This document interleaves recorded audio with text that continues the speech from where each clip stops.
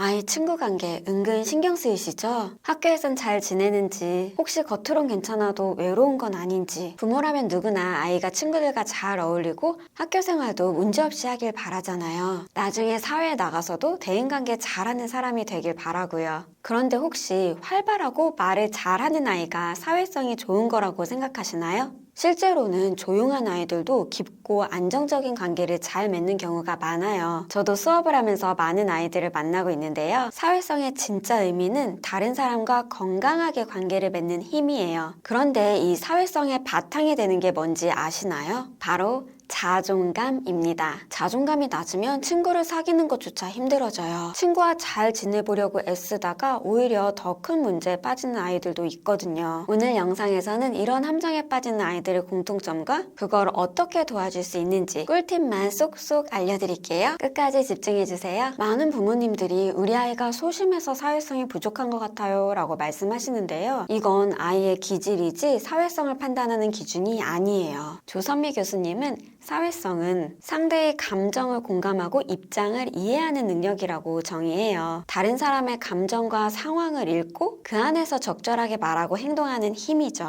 예를 들어 친구가 나 오늘 기분이 안 좋아 라고 말했을 때 아직 사회적 소통에 익숙하지 않은 아이들은 아 그래? 하고 대화를 끝내는 경우가 많아요. 반면에 사회성이 더 발달한 아이들은 왜 기분이 안 좋아? 무슨 일 있었어? 하고 관심을 보이거나 괜찮아? 내가 도와줄까? 하면서 공감도 표현해요. 이런 차이는 아직 연습이 부족하거나 관계에 익숙하지 않아서 그럴 수 있어요. 그렇다면 이런 사회성은 어떻게 기를 수 있을까요? 핵심은 바로 자존감입니다. 자존감이 낮은 아이들은 내가 이렇게 말하면 친구들이 싫어할까? 내 말이 재미없으면 어떡하지? 하면서 위축되기가 쉬워요. 반대로 자존감이 튼튼한 아이들은 친구에게 자연스럽게 관심을 보이고 진심으로 공감해 줄 수 있어요. 평소에 부모가 아이와 대화할 때 눈을 마주치고 끝까지 들어주고 반응해주는 모습도 큰 도움이 되고요. 무엇보다 중요한 건 아이가 스스로 나는 소중한 존재야 라고 느끼는 거예요. 어릴 때부터 충분한 사랑과 긍정적인 관심을 받은 아이들은 세상에 대한 기본적인 안정감을 느끼면서 자존감이 길러져요. 여기서 중요한 건 무조건적인 사랑이에요. 너는 있는 그대로도 충분히 소중한 아이야. 같은 메시지를 자주 들은 아이들은 마음속에 나는 괜찮은 사람이야 라는 믿음이 자리 잡아요.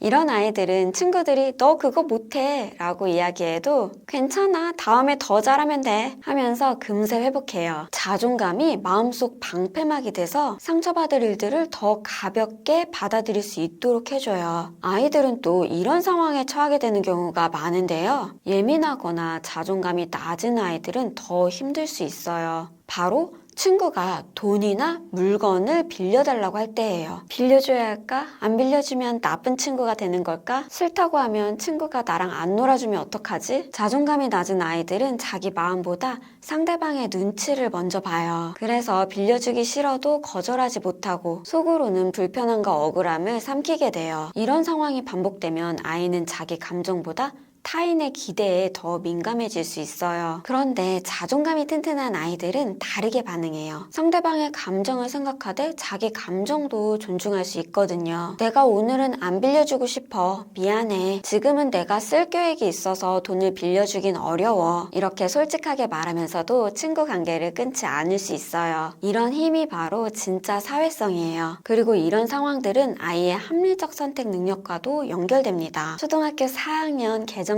사회교과서에 나오는 경제 개념인데요. 돈, 물건, 시간 이런 모든 자원들을 어떻게 쓸지 결정하는 능력이 나중에 현명한 선택을 할 수 있는 기초가 돼요. 아이가 거절하는 걸 어려워한다면 오늘은 빌려주기 어려워 미안해 다 썼으면 이제 돌려줘 이런 말들을 연습하게 해주세요. 상황극처럼 역할놀이를 해주시는 게 좋고요. 부모가 친구 역할을 해주고 아이가 자신의 마음을 표현할 수 있게 도와주세요. 표현을 하고 나서는 잘했다, 용감했어 라고 말해주세요. 그리고 이걸 알려주는 게 중요합니다. 빌려줄 수 있는 것과 아닌 것을 구분해주세요. 지우개나 연필 같은 소모품은 급할 때만 빌려주고 쓰고 나서는 꼭 돌려줘야 한다는 걸 알려주세요. 그리고 돈은 특별한 경우가 아니라면 빌려주지 않는 게 기본이라고 알려주세요. 거절할 수 있도록 꼭 연습시켜야 합니다. 어른도 그렇듯이 아이들도 돈을 빌려주면서 생기는 문제점들이 굉장히 많아요. 처음부터 친구에게 빌리거나 빌려주지 않도록 해주세요. 그리고 반대로 내가 부탁할 때에도 예의가 필요하다는 걸 가르쳐야 해요. 연필 좀 빌려줄 수 있어? 수업 끝나면 바로 돌려줄게. 언제까지 돌려주겠다고 말하는 게 예의예요. 그리고 거절당할 수 있다는 것도 알려주세요. 부탁은 내가 하지만 결정하는 건 상대방 몫이라는 걸 알려주는 거예요. 이걸 어릴 때부터 배운 아이는 관계 속에서도 자기 마음을 지키면서 상대방을 존중하는 균형을 갖게 돼요. 이렇게 자존감이 튼튼하고 경제교육까지 받은 아이들은 친구의 부탁을 현명하게 판단할 줄 알고 내 용돈을 계획적으로 관리하고요. 또래 압력에 휘둘리지 않고 합리적인 선택을 하게 돼요. 결국 사회성도 자존감도 그리고 경제교육도 모두 현명한 선택으로 이어집니다. 경제교육은 돈만 배우는 게 아니에요. 내 감정을 조절하고 내 자원을 어떻게 쓸지 스스로 결정하는 힘을 기르는 거예요. 이렇게 배우면 아이들은 커서도 현명한 소비를 하게 되고 돈을 계획적으로 관리할 수 있는 어른이 됩니다.